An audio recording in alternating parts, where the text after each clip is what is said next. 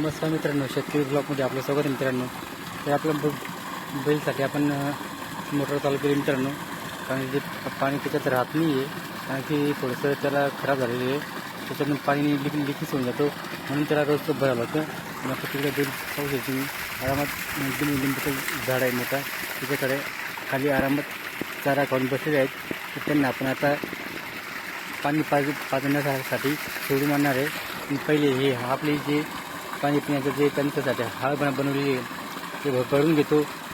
भरल्यानंतर त्यांना पाणी पाजून देतो. पहिले चरा वगैरे टाकलेलं आहे, परत आणखी पाणी पाजून चरा टाकून त्यांना चरा खाऊ घालणार आहे मित्रांनो, जेणेकरून त्यांनाही वेळेवर पाणी हा आपण दुसरा वेळेस पाणी पाजत आहे मित्रांनो. सकाळी आलेल्या पाणी, तर दुपारी एकदा पाणी, परत संध्याकाळी 4 ते 5 वाजल्यानंतर जर तेव्हा पाणी येतो. असं आपण 3 वेळेस त्यांना पाणी पाजतो मित्रांनो. कारण उन्हाळ्याचा सीझनचा चालू असल्यामुळे त्यांना पाणी देण्याचं खूप गरजेचं असतं मित्रांनो प्यायला. आणि आपण तर दिवसातून किती पाणी पितो हे याचा हिशोब नाही मित्रांनो. म्हणून जातं त्यांना आपण कमीत कमी 3 ते 4 वेळेस पाणी पाजलं पाहिजे. हीच सर्व शेतकरी बांधवांनी केले पाहिजे आपल्या बैलांसाठी.